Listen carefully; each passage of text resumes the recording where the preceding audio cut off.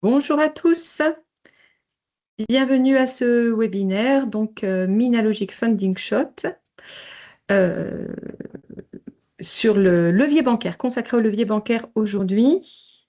Donc je vois qu'il y a encore des gens qui rentrent, néanmoins je vais commencer. Nous allons commencer parce que nous avons un timing serré. Alors, avant de commencer, donc ouais, je vais juste me présenter. Donc, je suis Carole Hainaut, je suis membre du pôle Minalogique. Je vous en dirai un petit peu plus sur ça après. Et j'ai le plaisir donc d'animer ce webinaire et introduire nos 4 intervenants aujourd'hui. Et je leur laisse quelques instants pour se présenter. Donc, Yann, je te Je laisse commence la en parole. premier. Ok, donc moi je suis Yann Lefrançois pour la Banque Populaire Auvergne-Rhône-Alpes. Je suis ingénieur innovation, c'est-à-dire que j'aide les charges d'affaires innovation de la BPORA qui voient des dossiers innovants à, on va dire, je facilite l'accès au crédit par des notes techniques, c'est-à-dire que je vois l'aspect plutôt non financier des dossiers, même si je suis un ancien banquier, et je fais en sorte que tout le monde comprenne chez nous et que finalement le dossier soit plus facile à, à passer, si je puis dire. Merci Yann. Alexis, je te laisse la suite et puis après, je laisserai Romain et Lionel enchaîner directement. Ok. Bonjour à tous. Alexis Goutot-Baron, je suis chargé d'affaires innovation chez BNP Paribas. Je travaille au sein du pôle innovation basé autour de Grenoble et on couvre le sillon alpin géographique dans sa globalité. Du coup, j'enchaîne. Bonjour à tous, Romain Thomas, je suis chargé d'affaires innovation du coup à la Caisse d'épargne Rhône-Alpes. Je suis basé à Grenoble et je couvre aussi également tout le sillon alpin. Bonjour à tous, Lionel Montero, chargé d'affaires innovation pour le CIC, également sur Grenoble, et puis donc je couvre tout aussi tout le sillon alpin pour le CIC. Merci à tous les 4. Alors, je vais déjà, avant d'enchaîner, signaler que ce webinaire est enregistré et donc que les personnes inscrites recevront le replay, que les personnes inscrites recevront également le support qui va vous être présenté. Et puis, je demande à tous, alors vous avez la possibilité de poser des questions dans la petite rubrique Q&R dédiée à ça. Donc, il y aura un temps dédié aux questions-réponses un petit peu plus tard dans le webinaire. Donc, posez vos questions au fil de l'eau et on consultera le moment venu. Et puis enfin, je demanderai à tous les participants de couper leur IA. Vous aurez un replay, vous aurez le support, et donc de bien vouloir couper les IA que vous avez pu avoir mis automatiquement en ouvrant le webinaire. Voilà.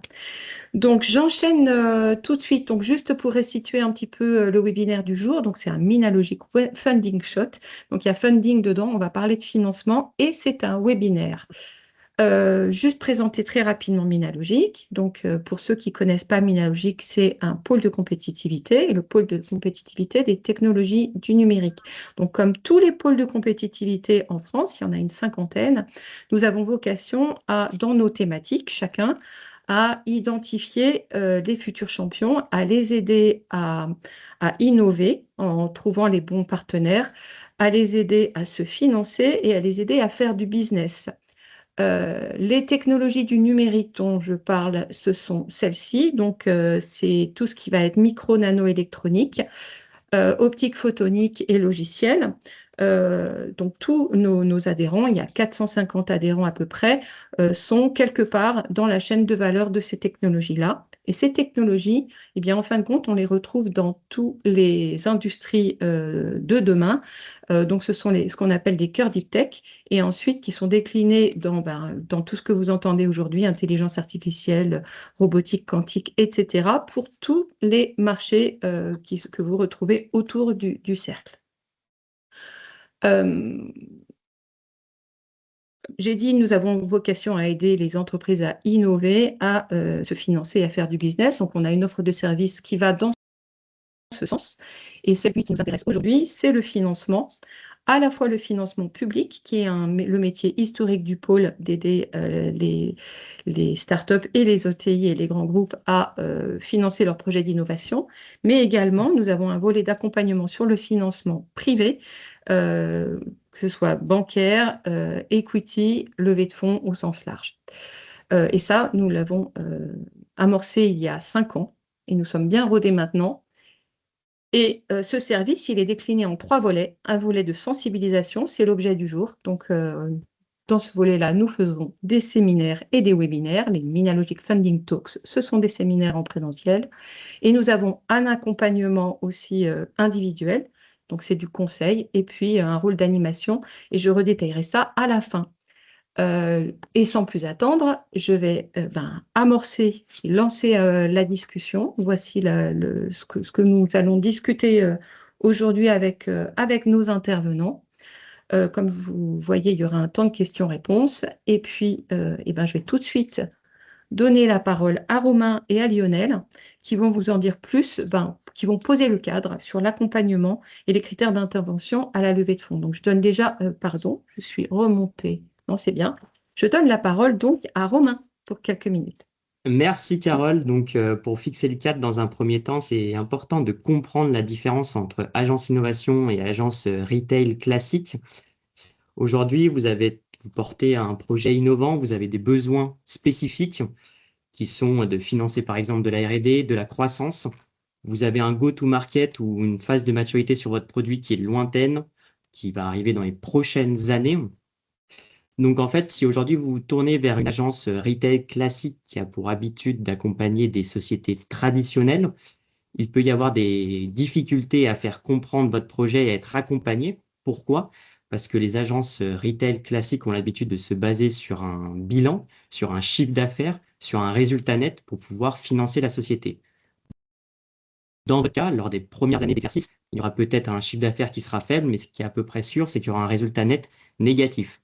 Donc ça va engendrer des complications du côté des chargés d'affaires professionnels ou chargés d'affaires classiques pour appréhender votre projet et pour pouvoir vous financer. Nous, en tant que banquier innovation, tous les banquiers que vous avez autour de la table ont pour habitude d'accompagner des projets innovants, des projets qui présentent des maturités longues, des go-to-market très longs, qui peuvent aller de 3 jusqu'à 10 ans. Donc, on a l'habitude d'analyser ces projets. On a l'habitude de pouvoir financer des projets présentant des résultats nets négatifs les premières années. Et en tant que startup, vous avez aussi des besoins spécifiques. Donc, nous, on a construit notre catalogue d'offres autour de besoins spécifiques et on pourra vous accompagner dans le temps lors des prochaines étapes, même si vous n'avez pas encore de résultats nets positifs. Hormis le fait notre activité principale est de vous octroyer des crédits, nous, on va dire banquiers innovants, on a pour vocation de se positionner comme un vrai partenaire. Donc, hormis le crédit qu'on vous délivre, on peut aussi vous accompagner en conseil sur d'autres types d'activités. On peut vous conseiller lors de vos levées de fonds, on peut vous conseiller par rapport à votre écosystème, on peut vous mettre en relation avec d'autres acteurs, mais aussi on peut vous donner une tendance sur le marché actuel, étant donné qu'on a des portefeuilles assez importants et qu'on a un recul sur ce qui se passe en ce moment dans l'activité. Et du coup, ça fait ma transition toute trouvée pour laisser la parole ensuite à Lionel. Bonjour à tous. Donc, effectivement, comme l'a dit Romain, nous, on est là pour accompagner dans la durée, pour étudier tout type de projet, et sachant que ce qui nous intéresse le plus, c'est les tendances de marché. Et aujourd'hui, nous, on le voit, on a tous des années d'expérience derrière nous. On est sur un marché très dynamique, hein. On a toujours le dernier baromètre que j'avais de chez EY, 16 200 startups en 2025, donc c'est plus 1200 startups. Donc, ce qui fait que moi et mes confrères, on a tout de même énormément de dossiers, de sujets à traiter.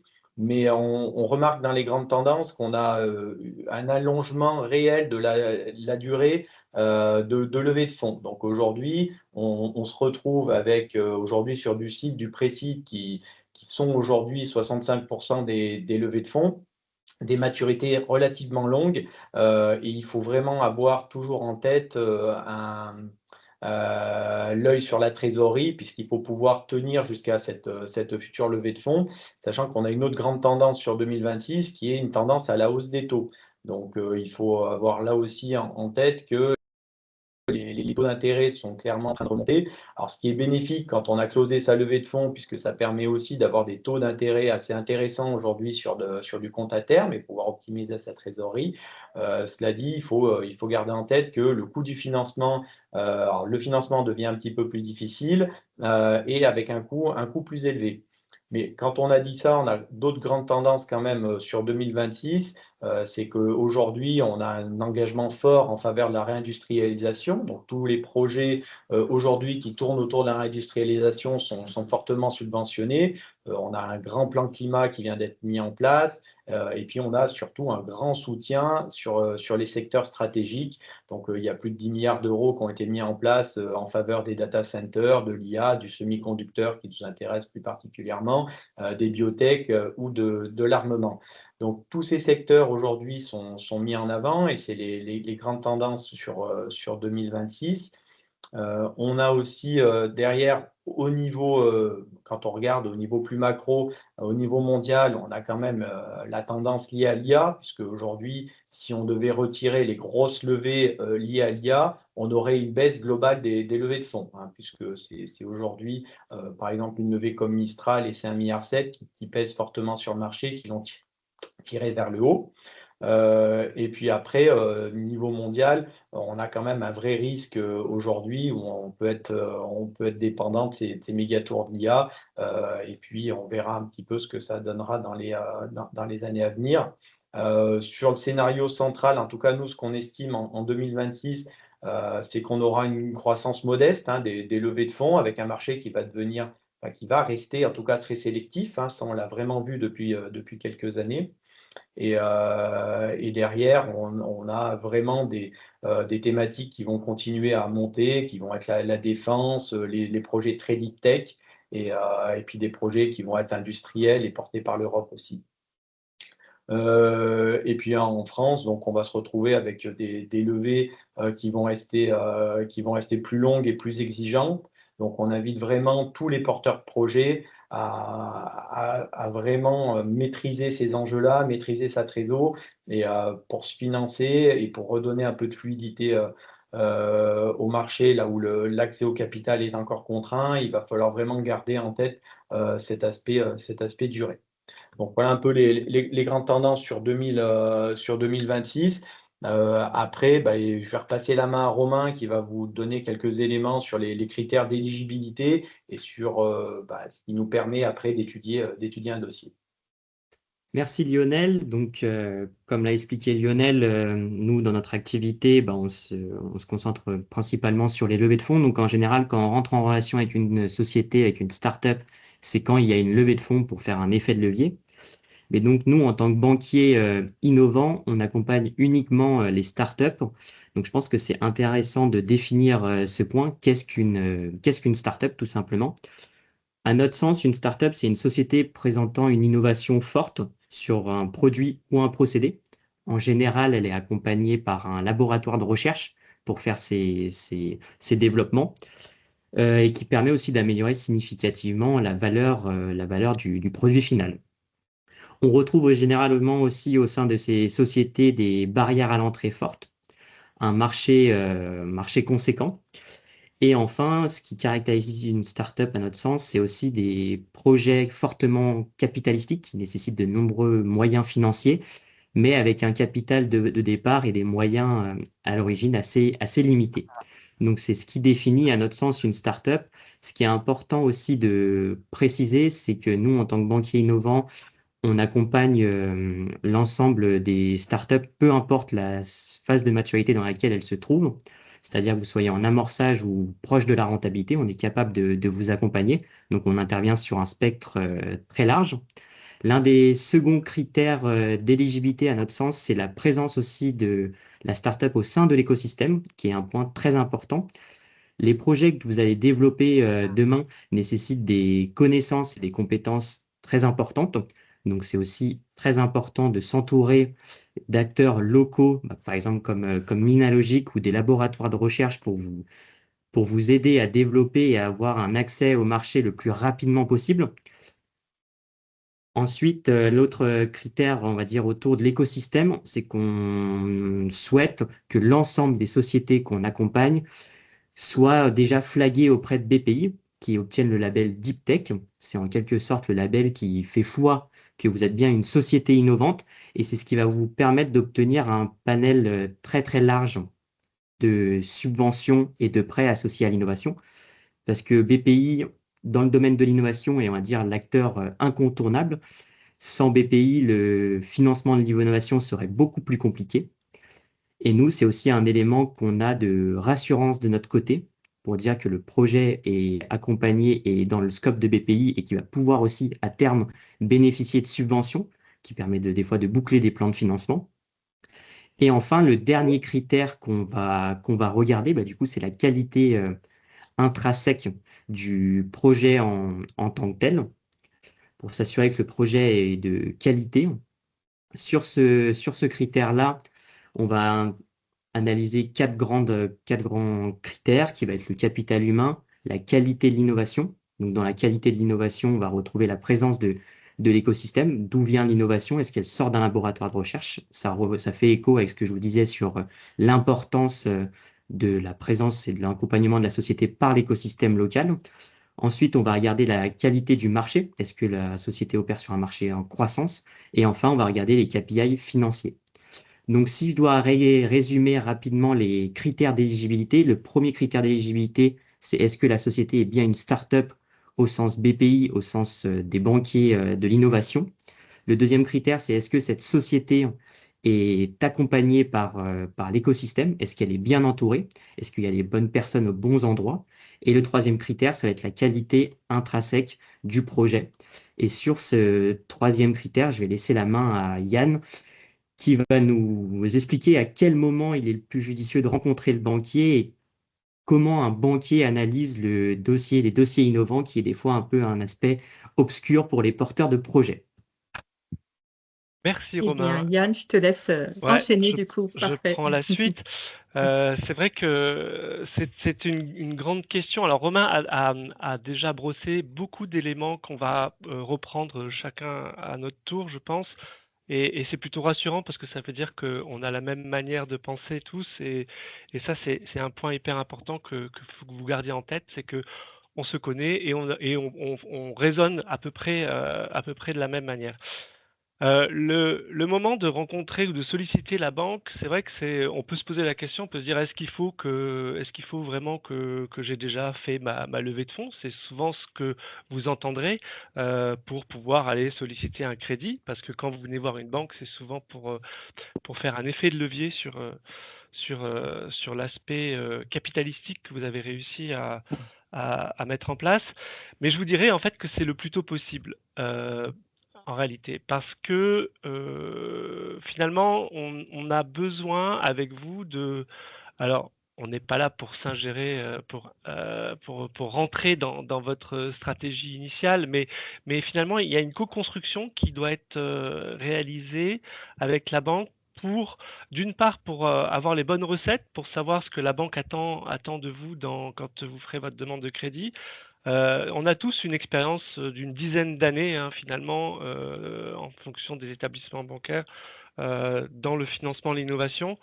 On a vu des choses qui marchaient, des choses qui marchaient pas, et donc de cela, on peut aussi vous apporter des bonnes pratiques.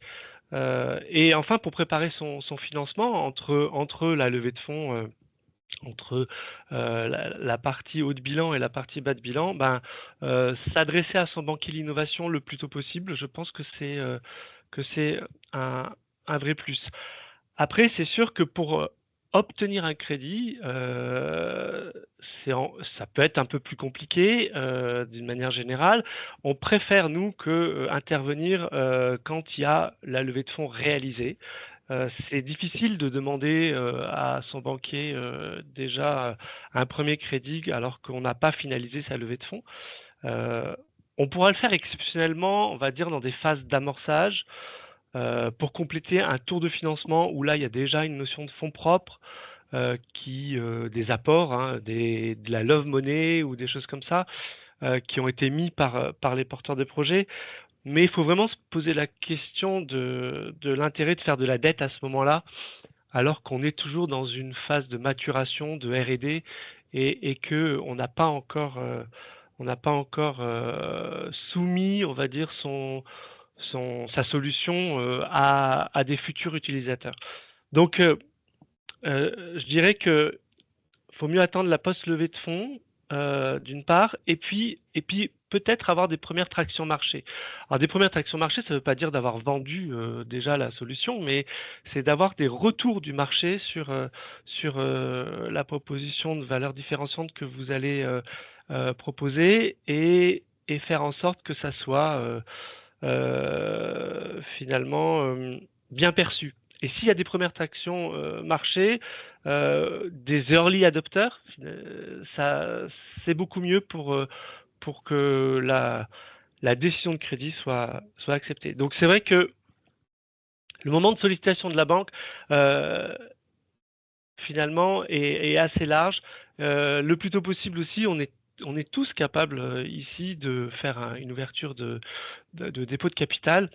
Et c'est là où commence la relation, et c'est là où on va construire avec vous les bonnes pratiques pour une réussite future.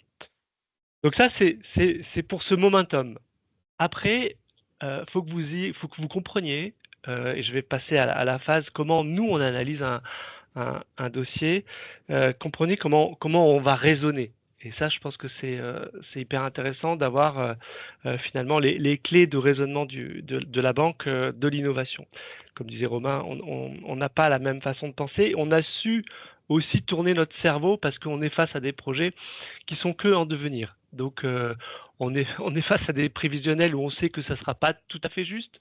C'est très rare d'avoir un prévisionnel qui tienne ses promesses. On sait que vous êtes des startups et donc que vous allez pivoter, et c'est une force parce que vous allez vous adapter à vos contraintes, et que la vie n'est pas un long fleuve tranquille, et qu'il va falloir s'adapter. Nous, on analyse le dossier dans sa globalité, en réalité. Romain en a un petit peu parlé tout à l'heure. On va regarder bien sûr l'aspect financier, et ça sera une analyse, je pense que mes collègues vont le développer un peu plus tard, qui sera plus liée à la trésorerie. Et la trésorerie, c'est le nerf de la guerre chez vous, c'est qu'il faut que vous ayez de la trésorerie pour durer longtemps et pour pouvoir réaliser les différentes étapes nécessaires à votre développement. Et donc cette analyse financière, elle sera plus basée, pour moi, à mon sens, sur la trésorerie. Après, il y a l'analyse dite extra-financière, parce que nous, on a besoin d'un certain nombre de faisceaux d'indices, positifs et négatifs, parce qu'un dossier n'est jamais parfait, et heureusement, de manière à avoir les forces et les faiblesses d'un dossier, et que ces faisceaux d'indices soient suffisants pour qu'on se dise, bon, là, il y a quelque chose, on peut y aller. Et ces faisceaux d'indices, on va les forger, et je vais reprendre un peu ce que disaient mon collègue tout à l'heure, sur l'équipe. L'équipe et l'humain, pour moi, c'est primordial. Il faut qu'on soit convaincu par l'équipe, l'équipe aussi, c'est parce que vous n'êtes pas tout seul. Pour nous, il faut constituer une équipe quand on a un projet ambitieux. Et dans cette équipe, il faut des compétences. Et en fait, on va se poser la question de toutes les compétences que vous avez, les compétences dont vous avez besoin, et votre capacité à évoluer par rapport à ces compétences. Et souvent se pose la question d'un profil commercial, parce qu'on est souvent face à des technologies ou à des ingénieurs qui vont formaliser une idée et qui la voient sur un marché.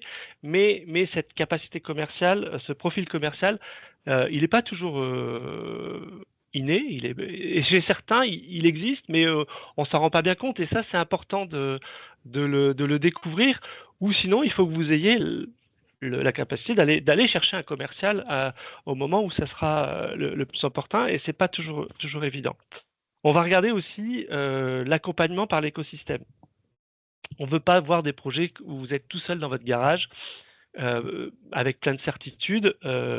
Et en fait, on va même valider la qualité de cet accompagnement. C'est-à-dire que vous avez un réseau de conseils, et ben, ça nous intéresse de savoir avec qui vous bossez, que ce soit les pôles de compétitivité, je vais reciter Minalogic, mais il y en a d'autres, que ça soit un incubateur, il y a des incubateurs qui sont très qualitatifs, que ce soit même votre expert comptable. Un expert comptable de l'innovation, pour nous, c'est primordial parce qu'il ira chercher des notions de production immobilisée ou de crédit d'impôt recherche, on en parlera juste après, qu'il faut maîtriser.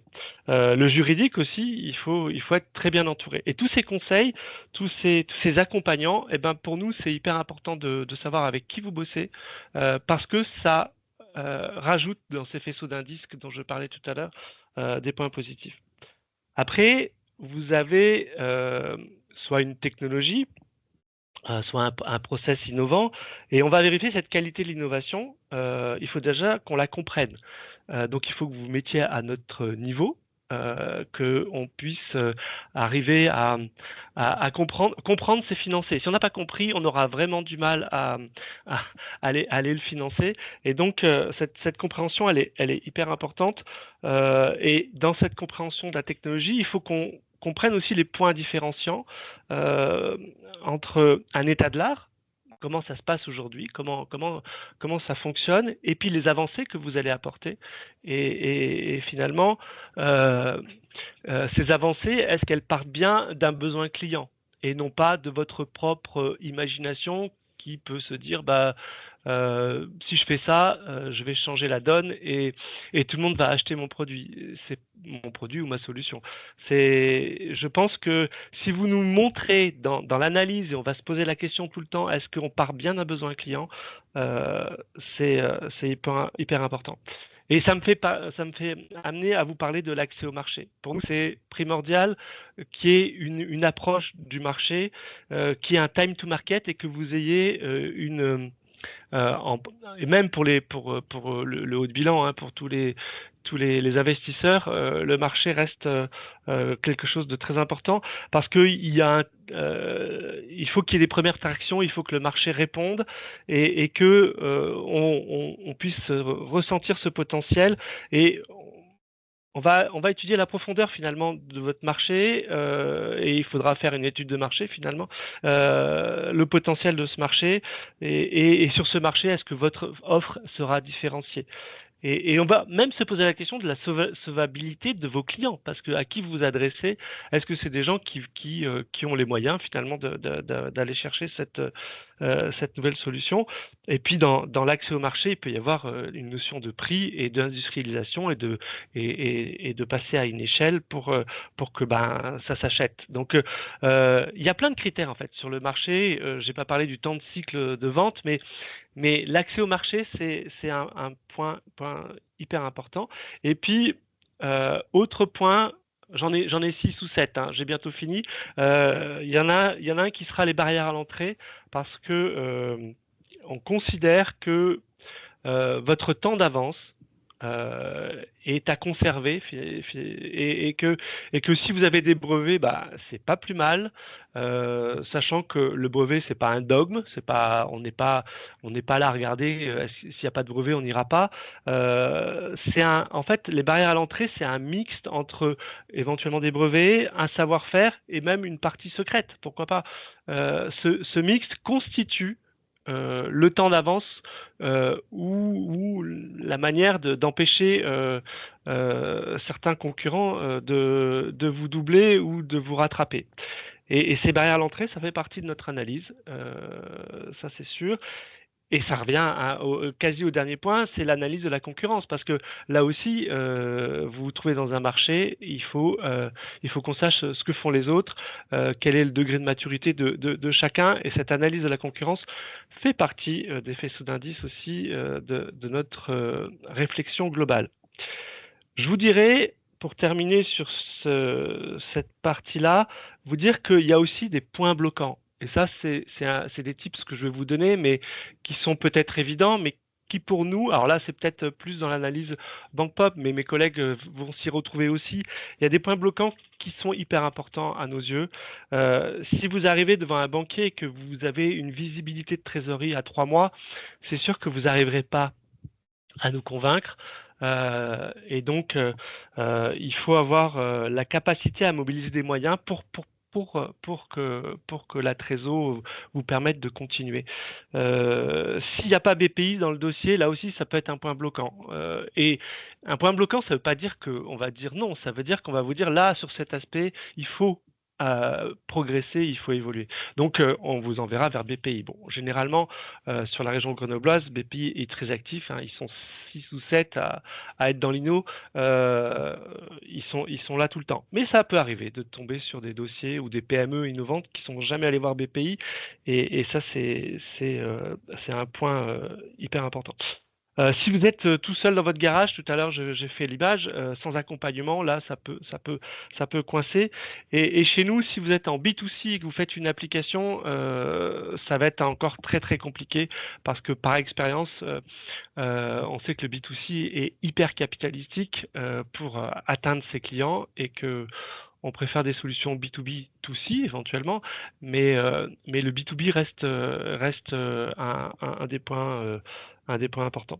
Donc, en fait, pour résumer, il faut répondre à toutes ces questions et savoir les présenter de la manière la plus intéressante possible pour que nous, on comprenne tout ça. Il faut avoir de l'ambition et se donner finalement les moyens de ces ambitions. Et je conclurai sur cette partie pour comment la banque analyse un dossier de financement. Je pense que Alexis va nous expliquer un peu plus sur la partie financière ce qu'il a à nous dire. On rentre dans la technique maintenant. Ouais. Eh ben, Merci Yann, Je t'en prie. merci Carole. Nous allons donc enchaîner sur la partie équation financière, mix, maturité, effet de levier, etc. Alors le terme équation financière est intéressant parce qu'une équation c'est quoi? Une équation c'est une relation, en général alors une égalité, qui contient plusieurs variables à l'entrée. Quand on applique le terme équation à la finance, on a des entrées, mais on a aussi des sorties. Globalement, on va constituer le plan de financement. Donc, du coup, comment est-ce qu'on constitue les entrées et comment est-ce qu'on constitue les sorties? En gros, qu'est-ce qu'on finance? Si on se concentre sur les entrées, pour l'équation financière, on va en retrouver principalement 3. On va retrouver d'une part l'equity, d'autre part ce que l'on appelle la soft money, et en dernier point, on retrouvera la dette bancaire. Alors je vais revenir un petit peu sur ces 3 éléments. L'equity, c'est quoi? L'equity, c'est du capital social, c'est de la prime d'émission, c'est tout ce qui est dilutif. Plus globalement, on va parler de levée de fonds réalisée auprès d'actionnaires, investisseurs, business angels, qu'ils soient historiques ou nouveaux. Alors je parlais de prime d'émission. La prime d'émission est incluse dans l'equity. Qu'est-ce que c'est que la prime d'émission? La prime d'émission, c'est une sorte de survaleur que l'actionnaire est prêt à mettre au titre de la valorisation de la société, de par le chemin qui était parcouru jusqu'à l'instant T. Tout ceci implique donc une valorisation. Ça implique quoi d'autre? Ça implique aussi le fait que le dirigeant soit dilué et soit donc aux côtés d'autres investisseurs dans la table de capitalisation. Ça, c'est le premier point. C'est donc l'equity et c'est le principal point. C'est l'élément déclencheur pour tout ce qui est soft money et dette bancaire. Ce qui me permet d'enchaîner du coup sur la soft money. La soft money, c'est quoi?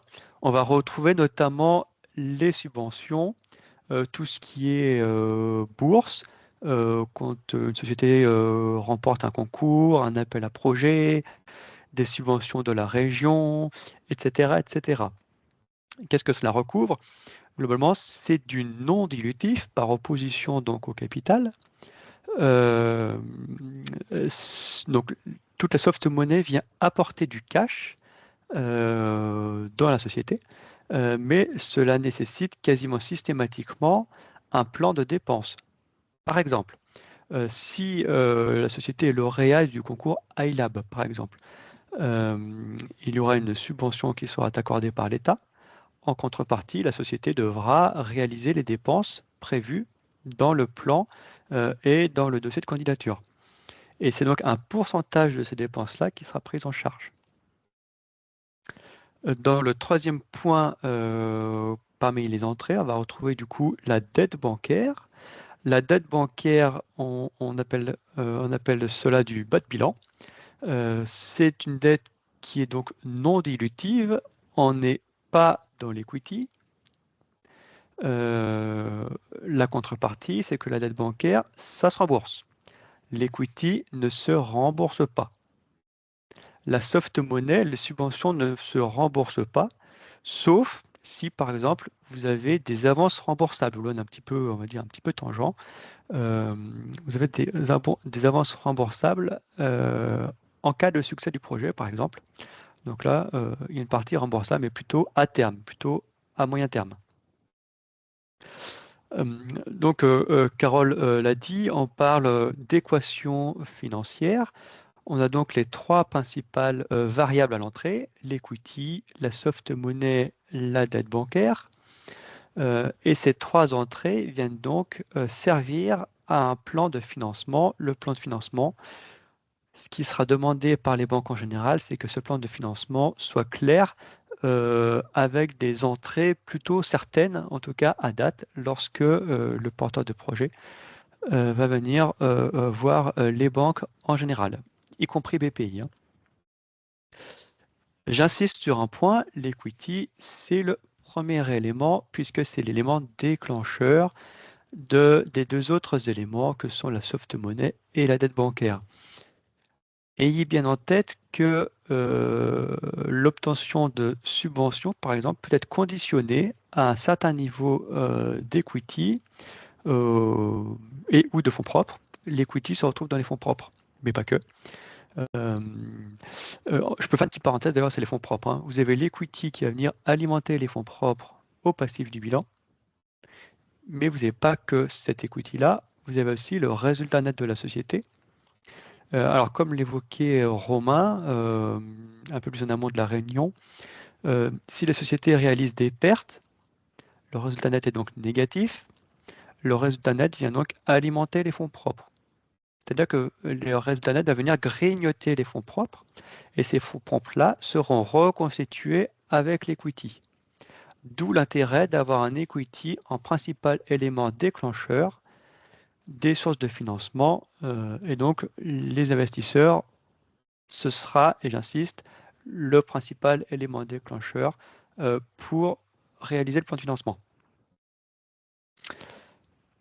Quand on a des subventions, un petit détail, notamment pour la soft money, les subventions sont rarement versées à 100% à date.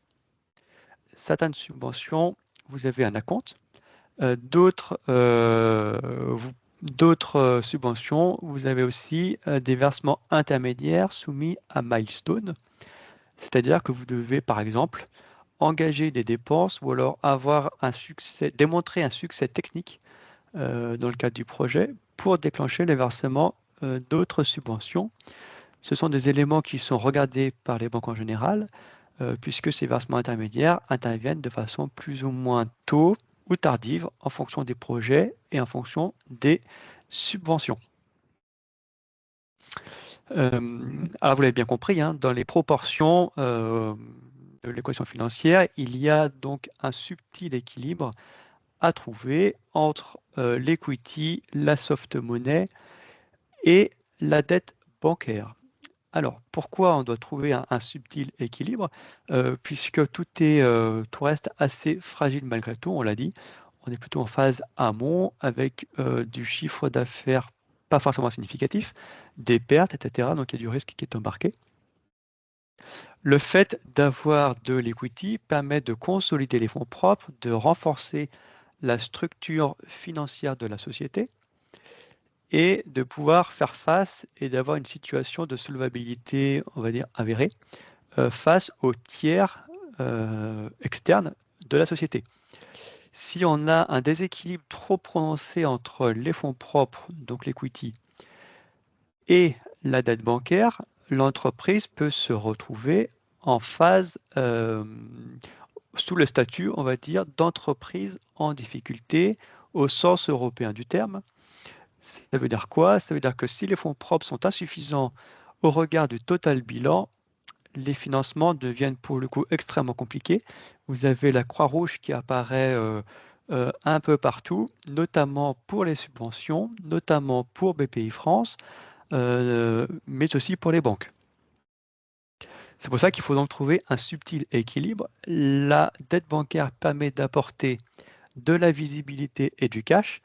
Néanmoins, attention à ce que ça ne fragilise pas trop non plus la structure financière.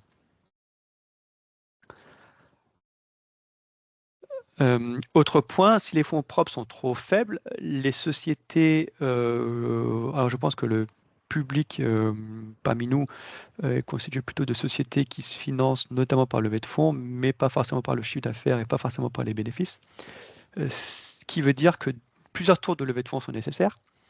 Si les fonds propres sont trop dégradés par rapport au niveau de dette, cela pourrait porter préjudice aux futures levées, puisque la valorisation, en principe, s'apprécie, sauf que si vous recherchez de nouveaux investisseurs, certains peuvent avoir en tête que la dette bancaire trop élevée pourra obérer les capacités de développement futur.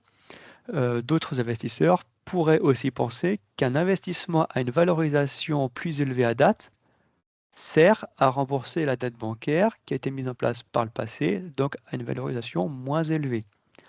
Si je fais un raccourci, ça veut dire quoi? C'est-à-dire que certains investisseurs pourraient penser qu'un éventuel nouvel investissement sert à payer le passé. De façon très schématique, hein. Et ça peut être un point de fragilité. C'est pour ça que j'évoque un subtil équilibre entre les différentes sources de financement. Une fois qu'on a parlé de toutes ces sources de financement, on va regarder aussi, alors ça c'était évoqué par mes collègues, qu'est-ce qu'on finance dans l'équation financière. Donc on sera souvent sur du people, de la masse salariale, sur un projet, une roadmap, etc., etc. On va regarder du coup la visibilité en termes de cash sur le projet. Il est évident, et je reprends le propos de Yann Lefrançois, que si la visibilité sur la trésorerie est par exemple de 3 mois, le financement devient plus compliqué. C'est pour ça que les banques en général, y compris BPI France, mais aussi tout ce qui est bourse, French Tech, etc., tous les acteurs qui vont étudier les dossiers apprécieront se positionner dans un plan de financement global et à date. C'est-à-dire que la dette bancaire sera déclenchée au moment de la levée de fonds. Alors, une fois qu'on parle de dette bancaire, on parle de crédit, et c'est ce que je disais, hein, c'est un crédit doit être remboursé. Et on évolue dans le monde de l'innovation. L'innovation est par principe incertaine, ce qui me fait une transition, notamment sur le partage du risque. Qui dit innovation par principe incertaine, il y a beaucoup de questions autour du coup du sujet. La société n'est pas break-even, c'est-à-dire que le chiffre d'affaires n'est pas suffisant pour couvrir le charge. Les cash flows sont insuffisants, en tout cas ne sont pas positifs. Il y a du risque qui est embarqué. Par exemple, est-ce que la techno fonctionnera? La technologie trouvera-t-elle son marché? Le marché sera-t-il solvable? L'entreprise pourrait-elle se faire dépasser par un concurrent plus rapide? Etc., etc. Donc, on voit bien qu'autour de tous ces éléments-là, du risque est embarqué. Pourtant, les banques financent l'innovation aux côtés, du coup, effectivement, de la soft money et du capital. Euh, alors, ça conduit du coup à partager le risque. Les banques interviennent aux côtés de BPI France pour le financement. Et c'est pour cela qu'un dossier, souvent, est partagé entre BPI France, qui n'est pas une banque de flux, et des banques de flux. Donc, je pense par exemple à Lionel, Yann et Romain. Les dossiers sont souvent partagés. Ça permet de créer une histoire, de raconter le futur, de suivre la société, d'être partenaire de la société de façon réciproque. Euh, et ça permet de se connaître. Euh, Puisque plus la société avancera dans la roadmap, plus les besoins seront importants. Qui dit plus les besoins sont importants, plus l'intensité capitalistique est importante, plus il y aura du risque embarqué. Le fait d'avoir plusieurs partenaires bancaires dès le départ permet non seulement de partager le risque, mais aussi d'accompagner dans la durée le projet. Et là, alors du coup, d'un point de vue garantie, l'usage qui est fait, on va dire, et je pense parler pour mes collègues, c'est de s'appuyer sur une contre-garantie d'un organisme externe. Donc, il existe plusieurs contre-garants externes, on va dire. Le principal et on va dire quasiment incontournable, c'est la contre-garantie de BPI France. BPI France intervient en cofinancement, mais intervient aussi partiellement en contre-garantie. Et BPI n'intervenant jamais seul, une autre garantie est demandée. L'usage est que le nantissement de fonds de commerce soit pris. Mais là, on parle bien du coup d'usage et je parle pour le coup de façon très générale, puisque encore une fois, il n'existe pas que la contre-garantie de BPI France en termes de contre-garants externes.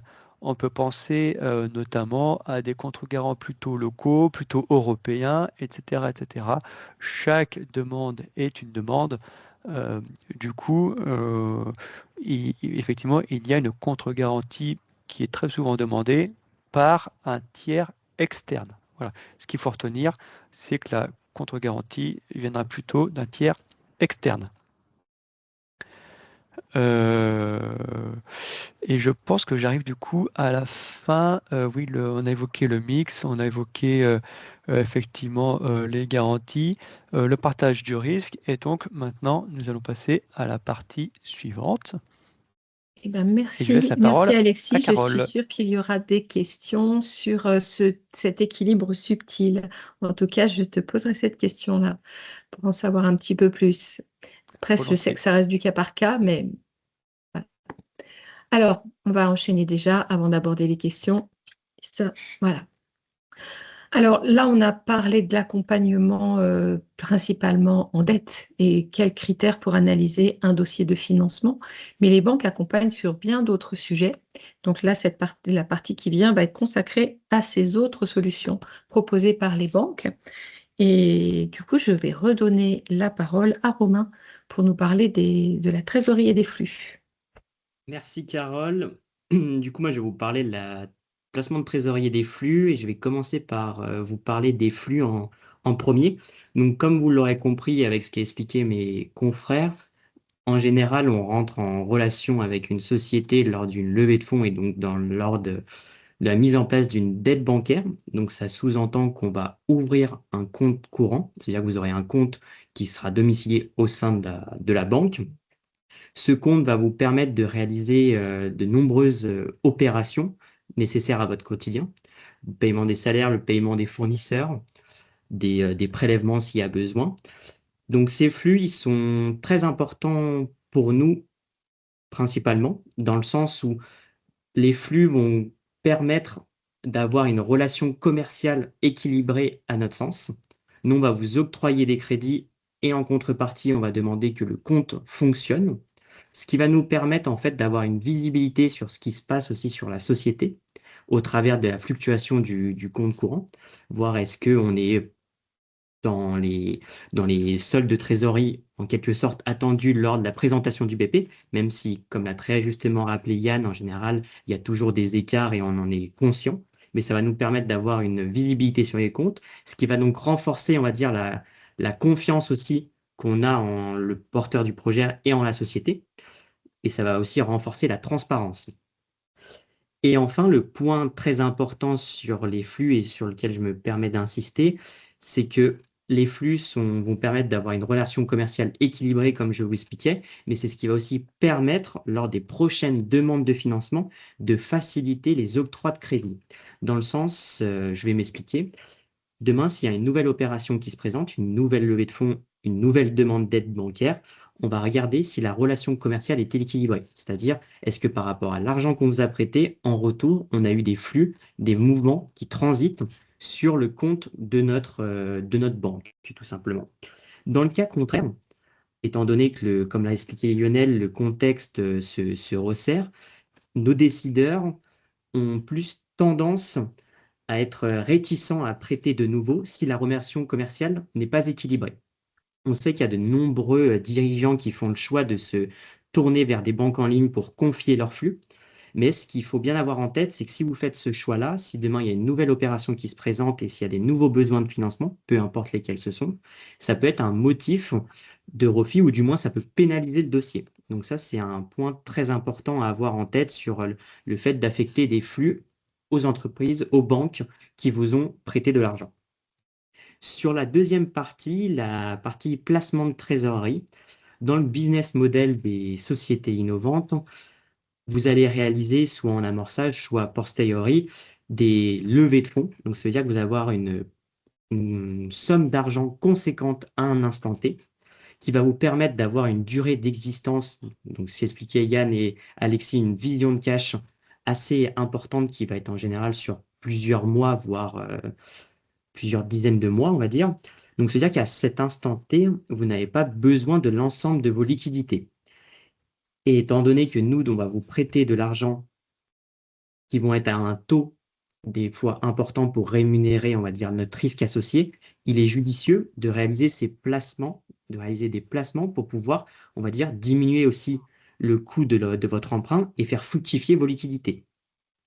Nous, ce qu'on préconise, c'est de vous proposer des placements sans risque qui vont permettre de pouvoir préserver la valeur de vos liquidités.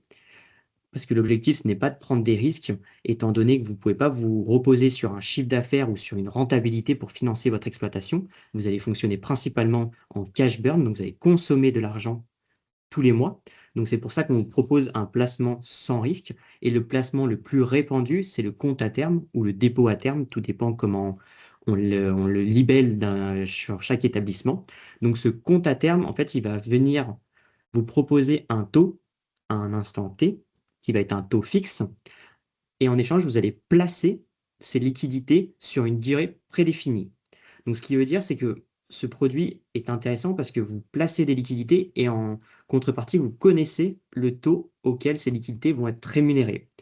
Les désavantages, c'est que c'est un produit, on va dire, très peu souple, dans le sens où demain, si vous voulez clôturer votre compte à terme, il peut exister dans certains établissements des délais de préavis, où vous devez attendre un certain nombre de jours pour pouvoir récupérer vos liquidités. Donc ça, c'est la contrepartie, on va dire, d'avoir un taux fixe connu. En parallèle, on propose aussi d'autres types de produits sur lesquels je ne vais pas forcément m'étendre, mais qui permettent d'avoir un capital quasi garanti, qui sont les OPCVM monétaires. Et l'avantage, c'est que vous avez une flexibilité parce que vous pouvez retirer votre argent à J+1. Donc, vous l'aurez compris, c'est important de confier des flux à vos banquiers. Vos banquiers peuvent aussi vous accompagner sur les placements de trésorerie, faire fructifier cet argent, mais on peut aussi vous accompagner sur plein d'autres spectres, notamment à l'international. Et je vais repasser la parole du coup à Lionel. Donc, effectivement, comme on l'a précisé tout au long de ce webinaire, on peut vous accompagner sur de nombreux points et notamment quand on est offreur de solutions innovantes, le produit en général ne se limite pas aux frontières françaises ou européennes, mais globalement, vous avez envie de proposer ces solutions dans le monde et il faut savoir que c'est souvent générateur de besoins de trésorerie et qu'il y a des solutions pour vous accompagner tout au long tout au long du process, à démarrer par la prospection pour aller trouver ses clients à l'international. On l'a beaucoup dit durant aussi ce webinaire, BPI est là pour vous accompagner et il y a des avances prospection qui peuvent être mises en place par BPI qui vous permettent d'avoir de la trésorerie pour aller développer un marché, pour aller à la conquête d'un pays en particulier. Et donc, il faut vraiment passer par ce type de financement qui est l'assurance prospection pour pouvoir lancer avec des fonds suffisants, avec un accompagnement de la part de BPI et d'autres acteurs pour pouvoir réussir en tout cas cette prospection à l'international. Mais après, une fois que le marché est défriché, vous avez réussi en tout cas à contractualiser et il va falloir fournir ces premières livraisons. Derrière, là aussi, c'est générateur de besoins de trésorerie. Et il y a encore des solutions de financement qu'on peut vous proposer, comme un préfinancement à l'export. Et ça, faire du préfinancement export, c'est un outil qui est excessivement intéressant puisqu'on est capable de vous financer ces premières séries, ces premières livraisons et de vous permettre d'avoir le cash nécessaire pour réaliser cette croissance à l'export. Aujourd'hui, comme je l'ai dit en première partie de ce webinaire, on a des vraies tensions géopolitiques, des risques. Donc là, il faut être vraiment très vigilant sur l'encaissement. Donc là aussi, des solutions existent pour sécuriser les encaissements à l'export, que ce soit du crédit documentaire, de la mise en place de garanties bancaires qui vont être émises soit par la banque de votre bénéficiaire, soit que nous pouvons étudier avec vous pour vous permettre de sécuriser en tout cas les encaissements. Et puis là aussi, besoin de cash et besoin de trésor, on l'a beaucoup dit, il faut avoir l'œil sur la trésor. Et il existe des solutions pour vous permettre d'avancer, de récupérer en tout cas les avances de l'avance sur cette future facturation, que ce soit de la facturage ou de l'escompte ou de la mobilisation de créances à l'export. On peut vous avancer ces futures factures à l'export. Donc là aussi, des solutions de financement sont possibles. Et une fois que vous aurez en tout cas mis en place ces premières exportations et défriché ce premier marché, là aussi, des acteurs peuvent vous accompagner à l'implantation. On sait le faire aussi pour vous permettre de vous implanter à l'étranger, créer une filiale, avoir tout un accompagnement qui peut être un accompagnement juridique, un accompagnement ne serait-ce que sur la manière dont fonctionne un pays, puisque les us et coutumes ne sont pas identiques à la France. Donc, il est vraiment important de se faire accompagner par des experts. Les risques sont multiples à l'export, mais aujourd'hui, pas grand monde ne peut se passer aujourd'hui d'une exploration, en tout cas d'un marché international. Les risques sont multiples, ils peuvent être commerciaux, des risques de banque, ne serait-ce que connaître la banque de votre client final, des risques pays. On le voit beaucoup aujourd'hui, on a été énormément sollicité sur évidemment les pays du Moyen-Orient. Évidemment aussi un dernier risque qui est le risque de change, puisque lorsque vous êtes à l'export et que vous encaissez en devise, la plus courante étant le dollar, même si vous pouvez trader toutes les plus grandes monnaies sans difficulté aujourd'hui, mais on a un vrai risque de change sur le dollar. Donc là aussi, pensez à interroger vos banques respectives pour pouvoir mettre en place des stratégies de couverture de taux et toujours vous permettre sauf si demain vous devez vous repayer des fournisseurs en dollars, mais lorsque vous encaissez que du dollar et que vous payez vos salariés en euros, il faut mécaniquement tous les mois récupérer ces dollars et les récupérer en tout cas avec un taux de change garanti sur les quelques mois à venir, puisque comme on l'a dit tout au long de ce webinaire, un œil sur la trésorerie est évidemment essentiel. Je rebondis sur ce qu'a dit Romain, les comptes à terme, c'est important. Parce que ça vous permet aussi là de générer de la trésor régulièrement. Quand votre compte à terme arrive à échéance, vous avez la chance de récupérer votre capital et des intérêts sans difficulté avec un taux garanti. Sur de l'export, aujourd'hui, vous avez des comptes à terme en USD qui sont, les taux US étant plus élevés que les taux européens. Vous avez des très belles rémunérations sur les taux US. Donc là aussi, il faut savoir en profiter. Il y a des gains significatifs à faire, en tout cas aujourd'hui, sur du change en US. et ce qui vous permet donc de bonifier votre trésorerie.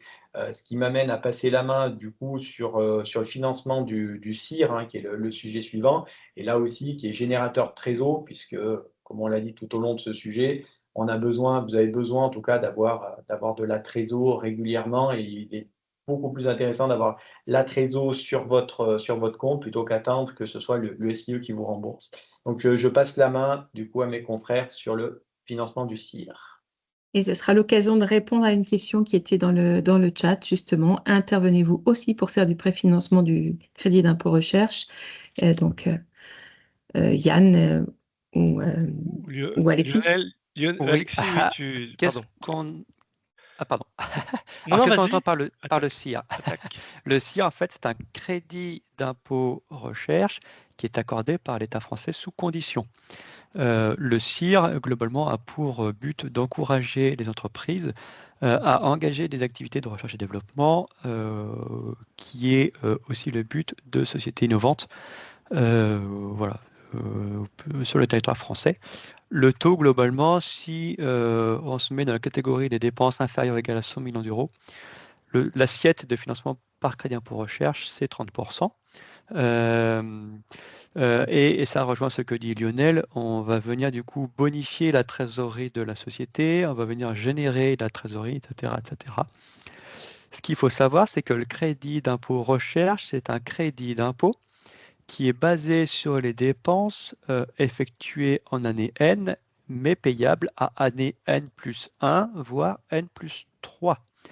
Dans le cas général, par exemple, pour une société entreprise ou PME, on va dire, le CIR, en principe, est payable à 3 ans. Dans le cadre des sociétés innovantes qui ne pourraient pas imputer le CIR, par exemple, sur l'impôt sur les sociétés, ou si vous êtes une PME au sens européen du terme, ce qui représente la grande partie quand même des sociétés, vous pouvez demander à percevoir le CIR de façon immédiate. Alors attention, quand on dit immédiate, c'est au sens fiscal français, c'est-à-dire qu'il faut d'abord clôturer l'exercice fiscal, déposer l'alias fiscal, éditer le CERFA 2069-A-SD, qui ne demande de créance, et qu'ensuite l'État étudie la demande, et une fois que l'État a validé la demande, il va vous délivrer un certificat de créance qui est le CERFA 2573 ou 74, mais quand on a déployé tout ce process-là, c'est plus si immédiat que cela. Globalement, on va dire qu'en moyenne, il faut bien compter 3 à 6 mois, voire plus, pour avoir ce fameux certificat de créance. Et une fois qu'on a ce certificat de créance, il faut demander à liquider cette créance et donc à se la faire payer. Et les délais sont plus ou moins importants en fonction des SIE, en fonction du montant de la créance, en fonction des éventuels contrôles fiscaux, etc., etc. C'est un peu compliqué de donner un délai, mais par exemple, on va dire que si vous clôturez un exercice en 2025 au 31/12, le dépôt du CERFA 2069 se fera plutôt en février, mars, avril. Le CERFA 25, 73, 74, vous l'aurez plutôt en juillet, août, voire plus. Et le paiement de la créance, du coup, va suivre. Donc, il faut quand même compter quelques mois.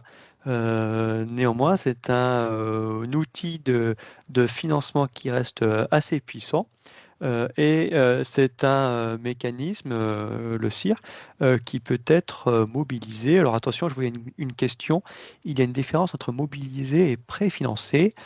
Un préfinancement de CIR, c'est quelque chose qui se réalise, un financement qui se réalise sur l'année N.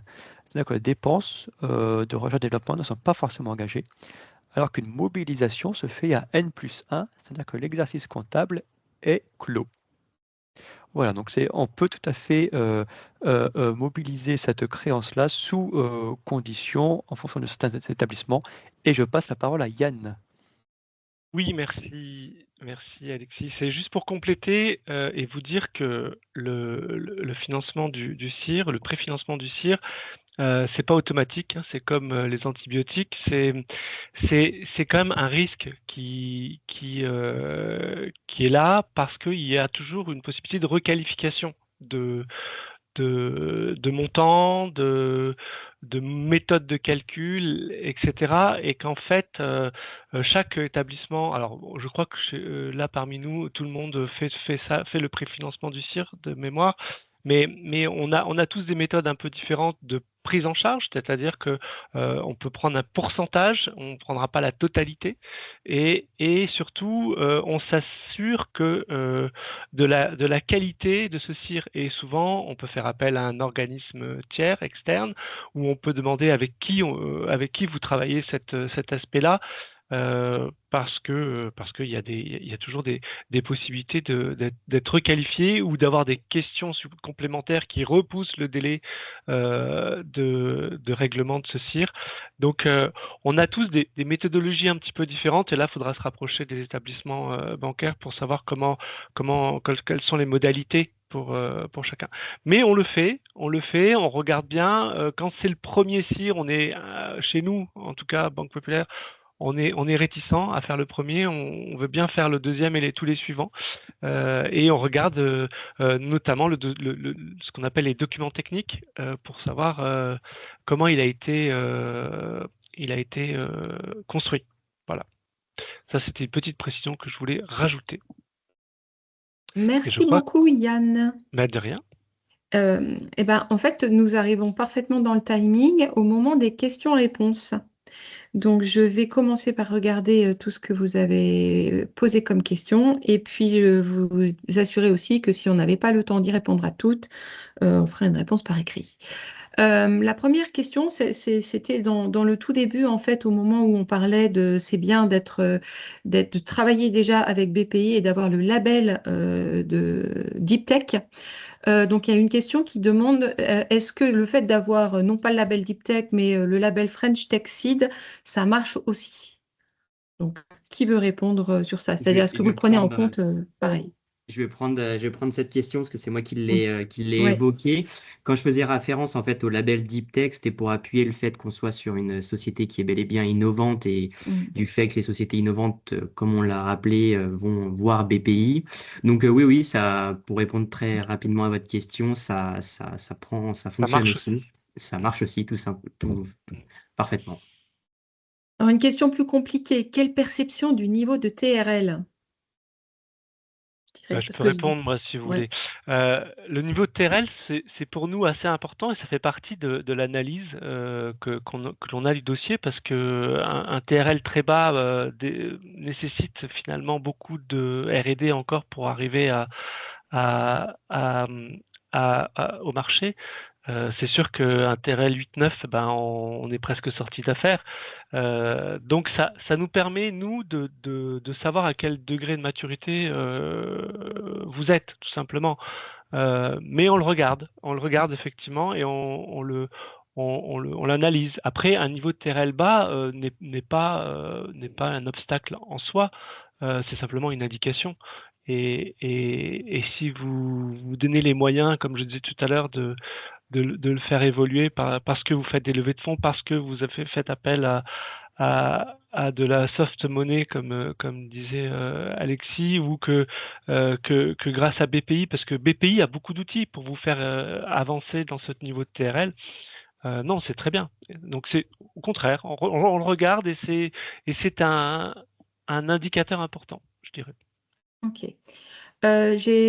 Sur la question suivante qui parle donc, que pensez-vous d'un mode de financement de type offre privée initiale d'action, entre parenthèses IPSO, dans une stratégie de financement? Moi, je voudrais que la personne qui a posé la question précise si elle veut parler d'introduction en bourse, IPO, ou si elle parle d'autre chose. Et du coup, je vous laisse répondre dans le chat et je reviendrai sur la question après. Ensuite, on parle toujours d'avoir des early adopters comme facteur déclencheur de l'acceptation du prêt. Je ne sais pas si c'est un facteur déclencheur de l'acceptation du prêt, mais la question est comment adressez-vous le cas de start-up deep tech où rien n'est vendu? Donc, et où il reste 18 à 24 mois de R&D. Est-ce que cela signifie que le financement par un prêt intervient qu'une fois la levée produite? J'ai l'impression qu'il y a un peu deux questions ici. C'est-à-dire, est-ce que vous pouvez prêter même s'il n'y a pas encore de vente?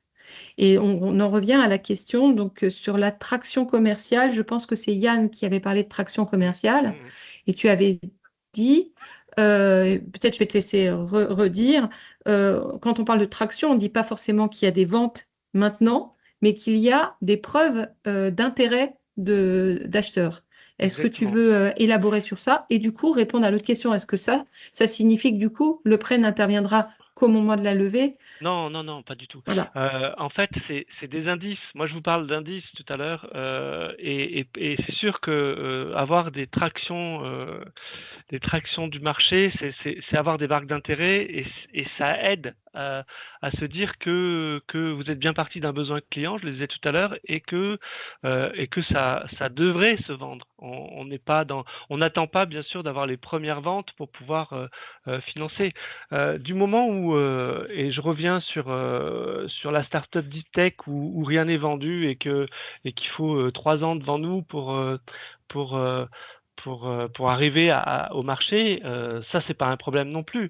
Du moment où vous avez constitué vos fonds propres pour pouvoir tenir cette durée des 18 mois ou des 24 mois et que finalement on revient à l'équilibre que Alexis expliquait tout à l'heure entre vos fonds propres, entre les subventions et les aides, entre la part de dette que vous allez mettre qui va pas vous étrangler, si tout ça est bien monté, et je reviens à la co-construction qu'il faut avoir avec nous, euh, on peut très bien financer cette phase. Et à ce moment-là, ça sera qu'une phase. C'est-à-dire que dans cette période-là de deep tech où on est encore en train d'élaborer, ben on va financer sur des durées courtes. On sera sur 36 mois pour accompagner cette phase-là. Et puis après, quand arrivera la phase accélération liée au commerce, parce qu'on on peut vendre, parce on a maturé et on a un produit qui est vendable, ça sera une autre phase de financement.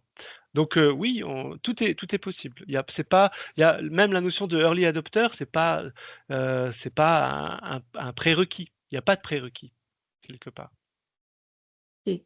Euh, Dans l'équation financière, Alexis, tu as parlé que tu regardais l'equity, la soft money, la dette. Dans soft money, tu parles des subventions. Est-ce que vous incluez le crédit d'impôt recherche?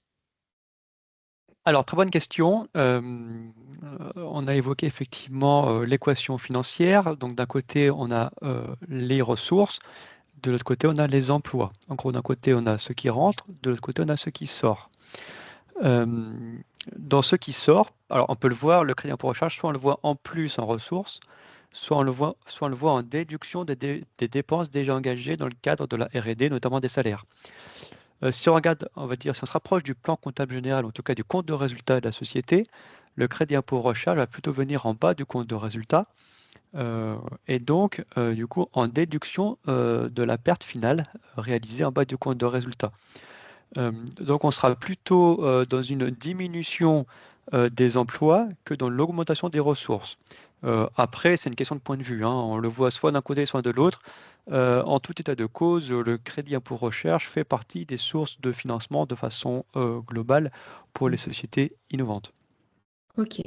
Donc oui, vous le prenez évidemment en compte. Tout à fait. Tout à l'heure, on a parlé de garantir le risque, hein, parce que voilà, même si c'est désagréable de le présenter comme ça, un projet innovant, c'est un projet risqué. Donc, les banques analysent ce risque. Vous avez parlé de garantie de BPI. Et là, il y a une question qui concerne la couverture de ce risque par d'autres garanties, par exemple celle de la BEI et les garanties en faveur des PME, des ETI et pour d'autres objectifs. Est-ce que vous intégrez ces garanties aussi, vous les prenez en compte? J'ai un Je peu envie de prends, répondre oui, mais allez-y. je prends la question. Ouais, Effectivement, on parlait de contre-garant externe, ouais. donc le principal étant BPI France, mais c'est effectivement, euh, il existe plusieurs types de contre-garants externes. BPI France, la BEI, pardon, la BEI c'est l'Europe hein, en réalité. Mm. Il existe des contre-garants locaux, que ce soit Gaïa, etc. Il existe plusieurs contre-garants externes sur lesquels les banques peuvent s'appuyer. J'insiste sur un point, les contre-garants externes viennent garantir partiellement le risque. Ça veut dire que la banque prend aussi une part de risque. Alors, ok, je regarde encore les autres questions. Ta, ta, ta, ta. Alors, il y avait une question sur, dans le cadre d'un appel à projet répondant à un besoin de R&D, pouvez-vous intervenir en cofinancement?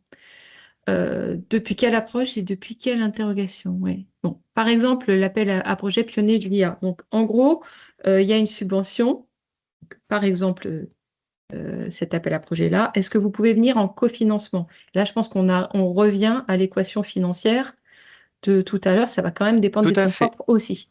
Ouais. Ah voilà, effectivement, ça Mm. dépend des fonds propres. Je prends la question si vous voulez, parce que j'avais Ouais. évoqué le sujet. Euh, Mm. on revient effectivement sur le niveau de fonds propres, mais on revient aussi sur le tableau emploi-ressources. C'est-à-dire que la subvention, d'un côté, on sera à côté ressources, euh, mais on aura aussi le côté emploi, où il y a des dépenses de R&D, un investissement machine, etc., etc., des locaux, peu importe. En réalité, ce sera regardé d'un point de vue global. On ne regardera pas forcément que cette subvention-là, mais le point de vue global, c'est-à-dire la subvention participe pour 30 ou 50% des dépenses. Après, il y aura aussi l'equity et il y aura aussi la dette bancaire. Donc, du coup, on va s'insérer dans un plan de financement global. Et globalement, les appels à projets rentrent dans l'intérêt, ne serait-ce que social de la société, mais aussi dans la roadmap technologique de la société. C'est-à-dire que la solution qui est développée, euh, en réalité, c'est l'activité de la société que de développer cette technologie-là. La société développera rarement une autre technologie annexe qui ne rentre pas dans sa stratégie de développement pour obtenir une subvention. En réalité, ça rentre dans une activité, dans une roadmap déjà bien établie. Donc, c'est un moyen de financement de cette roadmap-là. Merci beaucoup. Alors, je vais reprendre. Ah oui, il y avait aussi une dernière. C'est la dernière question qu'on va traiter là. Concernant les garanties hors BPI France, donc, et notamment les nantissements. Alors, est-ce que tu peux élaborer, je dis Alexis, c'est toi qui en as parlé, ou quelqu'un d'autre. Alors, le nantissement du fonds de commerce, ça, c'est quand il y a un fonds de commerce. Donc, est-ce que tu peux peut-être donner d'autres exemples ou rapidement? Ah, alors, je n'ai pas compris la question. Il faut évoquer le détail pour le lotissement du fonds de commerce, c'est ça, non? Voilà, alors pas forcément le. Alors, pouvez-vous approfondir les garanties hors BPI France? Tu as évoqué le nantissement de fonds de commerce. Je ne sais pas s'il faut rentrer dans le détail du fonds de commerce, mais peut-être, est-ce qu'il y a d'autres nantissements que celui du fonds de commerce que Alors, ce vous sera le prenez? principal. Alors, D'accord, je parle d'une remontée, on va dire, marché, terrain, je ne sais pas trop. Voilà, je d'accord. ne vais pas parler de cas spécifiques. euh, Mhm. mais il existe effectivement le nantissement du fonds de commerce qui est assez souvent utilisé. Euh, le fonds de commerce représente à la fois beaucoup et peu de choses. Euh, un fonds de commerce, ça va englober par exemple le pas de porte, l'achalandage, etc. Donc il n'y a pas forcément une grande valeur. Voilà, mais euh, en fait, BPI France, dans le cadre de sa contre-garantie, mais parfois, mais pas systématiquement, certains contre-garants externes, pas tous, hein, encore une fois, demandent à ce qu'une autre garantie soit prise. Donc, ce sera, si telle est la demande, ce sera assez régulièrement le notissement de fonds de commerce. Après, il existe d'autres garanties, on peut en imaginer beaucoup. Enfin, c'est toute la palette on va dire, qu'il existe en France. Donc, ça peut être du notissement de cash, une caution, etc. Bon, c'est pas forcément ce qu'on retrouve le plus souvent, hein, mais ça existe. Merci Alexis. Alors, j'ai dit que je n'allais, c'était la dernière question. En réalité, donc, il restait cette question sur l'offre initiale d'action privée. Donc, d'abord, merci d'avoir précisé. Merci à Christophe d'avoir éclairé. Je reconnais bien Christophe. Ce que je propose, c'est de vous répondre hors ligne, parce que on sort un petit peu quand même du cadre bancaire. On est là sur plutôt de l'equity. Et donc, je préfère, en plus, la réponse risque d'être un peu longue, répondre à part. Donc, n'hésitez pas à me contacter en direct ou moi. Et je propose du coup d'enchaîner pour tenir le timing. Et donc, les questions, on les a posées. Je vais faire cette petite synthèse que je vais commencer en fait. C'est déjà mon premier conseil, c'est déjà de vous êtes une start-up, allez voir des banques de l'innovation, des banques qui vont comprendre en fait vos enjeux, vos besoins et qui vont pouvoir étudier un dossier de financement et les rencontrer très tôt.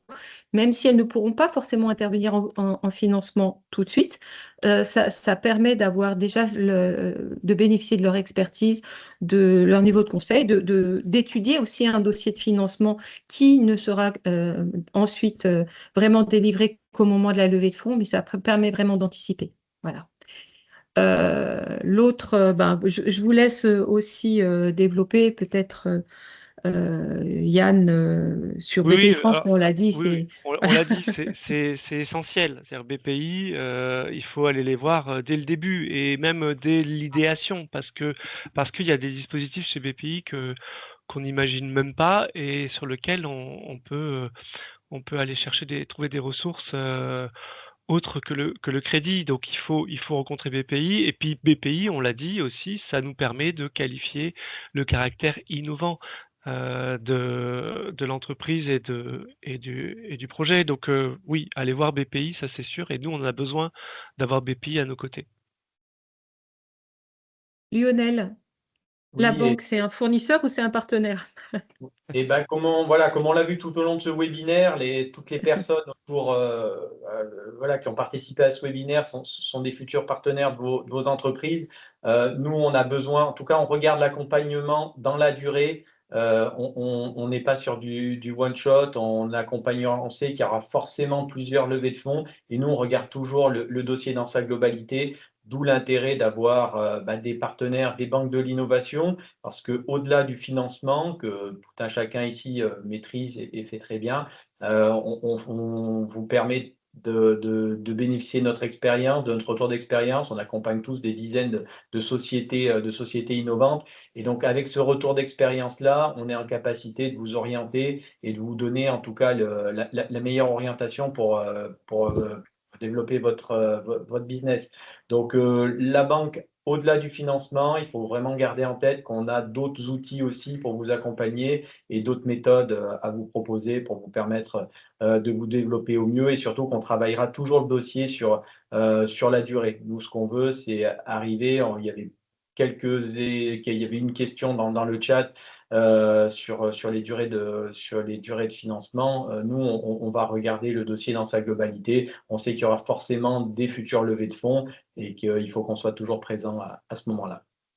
Donc, je vais repasser la main à Alexis sur l'importance justement d'avoir des éléments clairs à nous proposer et que les sujets soient les plus lisibles pour nous et c'est ce dont on a besoin pour faire Il y a retranscrire. il y a la compréhension et il y a la transparence. Il y a les deux sujets.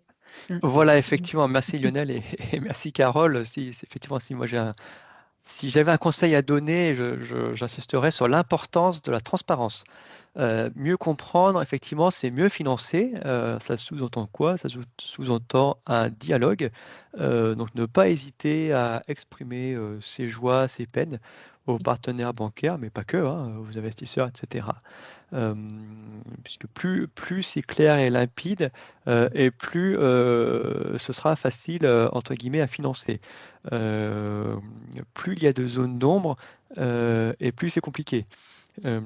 Puisque, sans surprise, les dossiers font l'objet de comités, d'instruction et de comités de crédit. Et donc, du coup, plus on apporte de l'information, plus on est transparent et mieux c'est. Finalement, on rejoint la communication, hein. La communication, la bonne communication, c'est valable un peu partout au final, hein, y compris avec les partenaires bancaires, hein. Donc, bien communiquer, c'est valable dans plein de domaines. Oui, puis bon, crédit, ça veut dire confiance aussi. Pour qu'il me reste un petit peu de temps derrière, je passe la parole à Romain. Et je vais S'entourer. clôturer ces points clés avec le terme s'entourer. Ce qu'on sous-entend derrière, c'est l'importance de l'écosystème. Hormis le fait que vous l'aurez compris, que ce soit un critère d'éligibilité ou un critère aussi favorisant l'accès au crédit, c'est aussi important pour vous parce qu'en vous entourant des bons acteurs, ça vous permet de développer le meilleur produit en quelque sorte et d'aller le plus vite possible. Donc c'est vraiment un point primordial. Merci, merci beaucoup. Et c'est aussi pour ça que Minalogic existe, hein, précisément. On soutient les entreprises, on les aide à faire des projets, on les aide à à se financer et à faire du business. Et parce que en créant un écosystème riche qui va vous permettre de rencontrer vos partenaires projets, de rencontrer vos partenaires business. Donc là, je vais faire une petite clôture sur l'accompagnement au financement privé de Minalogic. Je vais aller rapidement parce que le timing est court et si ma souris veut bien fonctionner.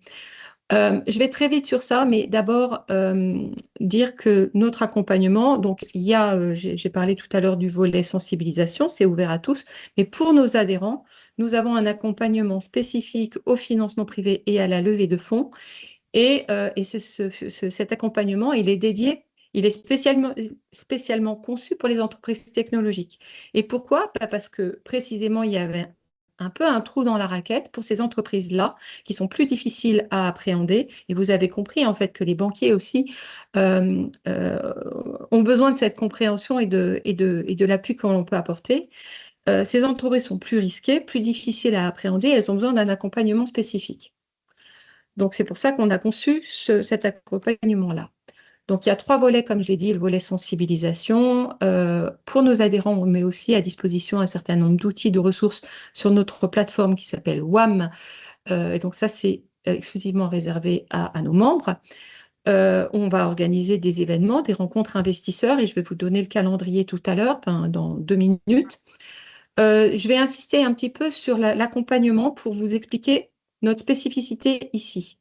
Parce que, comme on l'a dit, une start-up, une entreprise innovante et une entreprise innovante technologique avec de la R&D, ça présente plus de risques et puis c'est plus compliqué. Et du coup, je vais même arriver directement à cette slide, ça nécessite d'avoir une bonne compréhension de cette partie technologique. Donc, vous pouvez toujours arriver avec une super présentation et un super business plan. Si on ne comprend pas en quoi vous êtes différenciant par rapport à l'état de l'art, par rapport à ce qui se fait, est-ce que vous êtes entouré des bons partenaires? Et pour ça, il faut de l'expertise technologique pour savoir qui sont les bons partenaires et quel est le bon business model adapté à votre techno. Donc, la première différence que vous pouvez trouver chez Minalogic par rapport à d'autres accompagnements que je vais dire un peu plus génériques, c'est que précisément, on a en interne l'expertise technologie, stratégie et finance. Notre autre particularité, notre autre force, c'est qu'on est connecté à un très grand réseau alors d'experts, mais quand je dis experts, ça englobe expertise et expérience. C'est-à-dire qu'on a à la fois des banquiers, des financeurs, mais on a aussi des consultants qui ont une expertise, mais on a aussi des entreprises qui ont fait et qui ont une expérience de terrain et des entreprises technologiques, que ce soit des startups ou des grands groupes, donc qui vont pouvoir challenger la stratégie en identifiant où sont les écueils, quels sont vos enjeux. Donc on a donc ici un très large réseau, c'est-à-dire on a 450 membres, mais on a plus de 10 000 contacts en réalité. Donc on est en mesure d'aller choisir, d'aller sélectionner pour mettre les bonnes fées autour du berceau. C'est le message que je veux passer. Par ailleurs, ça fait 5 ans en fait que je suis chez Minalogic et que je suis allée chercher des investisseurs spécialisés en innovation technologique. Donc, je me coupe moi-même. Et ces investisseurs-là, on va les voir non pas comme mandaté par des entreprises membres de Minalogic, mais comme un tiers de confiance. Et ça fait vraiment une différence. C'est-à-dire qu'ils nous écoutent en sachant que nous, on a l'expertise technologique et qu'on valide un certain nombre de choses sans avoir un intérêt, on n'est pas mandaté par l'entreprise. Donc, je voulais donner cette différence de positionnement. On ne fait pas ça pour toutes les entreprises, mais parmi les parcours que l'on propose, il y a ces sessions de rendez-vous experts. Je dis 360 parce qu'on met à la fois des compétences complémentaires sur 360 des aspects, avec de l'expérience terrain et des expertises. Et on fait fonctionner l'intelligence collective. Et je vous dis qu'ici, les 4 banquiers que vous avez autour de la table participent à ces sessions, et précisément parce que, non pas en tant que financeurs, mais en tant que experts en fait de l'innovation, c'est-à-dire qu'ils connaissent les entreprises innovantes, ils connaissent, Yann l'a dit, ce qui marche et ce qui ne marche pas, comment fonctionnent les levées de fonds, et ils viennent apporter leur regard. Ils viennent apporter leur regard aux côtés d'autres personnes qui ont plutôt l'expertise commerciale ou plutôt l'expertise juridique ou plutôt l'expertise industrielle et qui vont vous dire ici, votre projet, il manque de ça ou de ça. Est-ce que vous avez pensé à un tel ou un tel? Et qui vont apporter cette intelligence collective. Et je peux vous dire que ces sessions sont très, très appréciées. J'ai mis ici le témoignage d'une entreprise qui est bien connue dans l'écosystème et qui a été bluffée par en fait tous les retours qu'elle a pu avoir. Je suis en train de déborder, donc j'avance. Notre positionnement par rapport à d'autres types d'accompagnement qui sont tout à fait appréciés et complémentaires d'une autre, c'est que on ne prend pas la plume, on ne va pas faire votre pitch deck, votre business plan. On ne va pas négocier. Par contre, on va venir challenger tout ce qui est en amont sur tous les aspects qui nécessitent de bien comprendre votre technologie et donc de pouvoir réfléchir avec vous sur votre business model, sur vos partenaires stratégiques. Et ensuite, on va revoir votre pitch deck et votre business plan. On pourra aussi vous mettre en relation avec des investisseurs spécialisés, donc c'est peut-être ce qui peut nous distinguer d'autres acteurs d'accompagnement à la levée de fonds, et avec un positionnement de tiers de confiance. Et par contre, on n'interviendra logiquement pas dans la négociation. Là, je résume les atouts, mais j'ai déjà tout dit, donc je passe. Et le calendrier des prochains événements, s'il y en a un que je vous conseille, c'est le prochain, c'est le 24 septembre, mais les autres aussi, bien sûr, je les recommande. Le 24 septembre, c'est une journée qui est mixte avec des interventions le matin et des rencontres investisseurs l'après-midi, et qui est dédiée vraiment à la levée de fonds.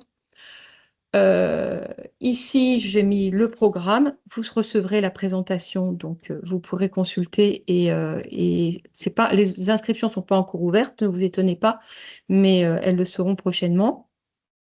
Quelque chose, si vous êtes une start-up deep tech de la microélectronique, j'ai déjà poussé normalement cette information. Il y a tout à l'heure, dans 28 minutes, un webinaire qui est important, qui est organisé dans le cadre d'un projet européen sur une journée très importante, le Chips Venture Forum, et pour lequel il y a une deadline de sélection le 12 mai. Et le webinaire, il est dans 28 minutes. J'ai mis le lien pour s'inscrire dans le chat.